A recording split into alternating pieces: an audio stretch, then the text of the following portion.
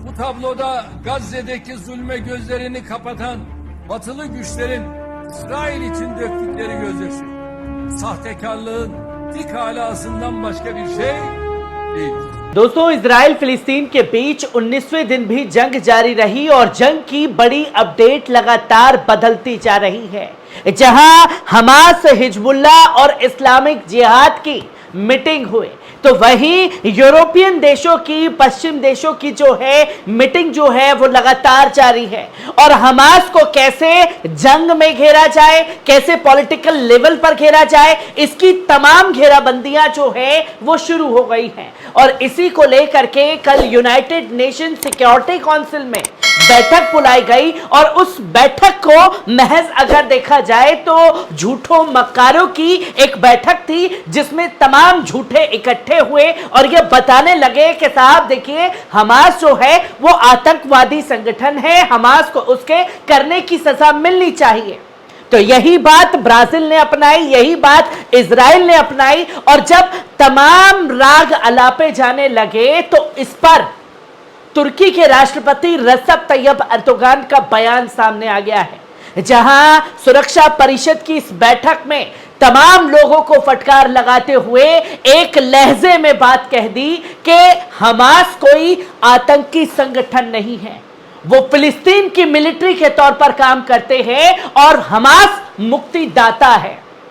Hamas अपनी जमीन, अपने अधिकार और अपनी मस्जिद अल अक्सा के लिए ये जंग लड़ रहे हैं। और हम दुनिया को गारंटी के साथ कहते हैं कि हमास का हर जगह पर गारंटी के तौर पर अब हम लोग काम करेंगे। जो दुनिया भर में आप हमास को आतंकी संगठन का सर्टिफिकेट बांट रहे हैं, अब इसके लिए हम लोग पूरी तरीके से तैयार हैं। और तुर्की पहला स्टेट बनकर के सामने आया जिसने गारंटी के तौर पर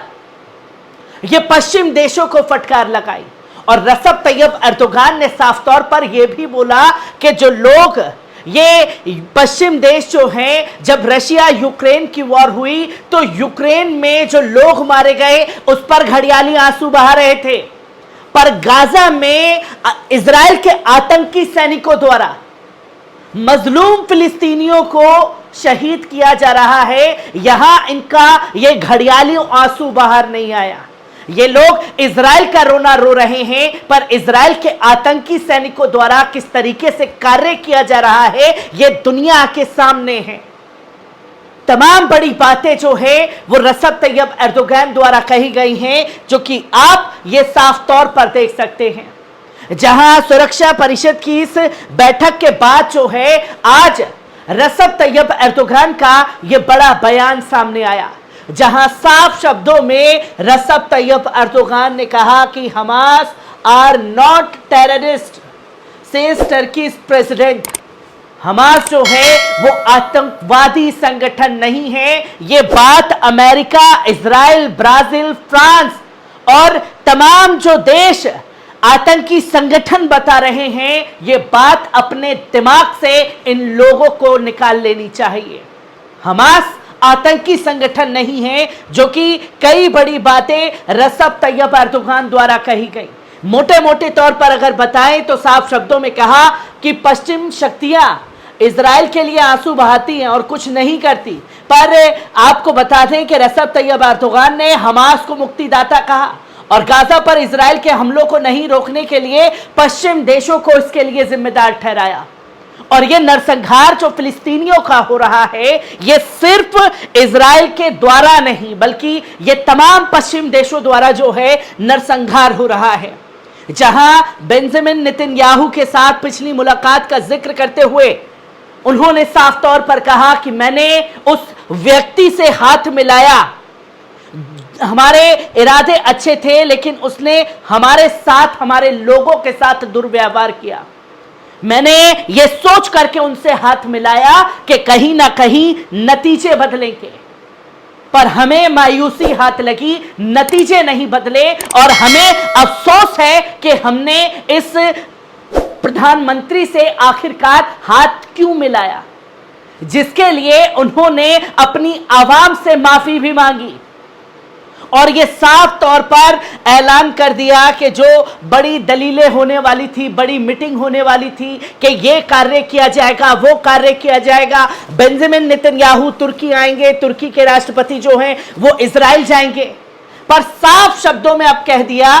कि हम संबंध से अलग हो सकते हैं, लेकिन दुर्भाग्य से अब ऐसा नहीं होगा, जो कि साफ तौर पर यह ऐलान किया कि अब जो संबंध बनने वाले थे वो संबंध अब इजराइल से कभी नहीं बनने वाले। और मैं उसी पे आ रहा हूं। जैसे कि आप देख सकते हैं कि साफ शब्दों में रजब तैयब अर्दोगान ने यह बड़ा ऐलान कर दिया, पर जब ये ऐलान किया तो एक नारा दिया गया उनके द्वारा, इजराइल मुर्दाबाद, अल्लाहू अकबर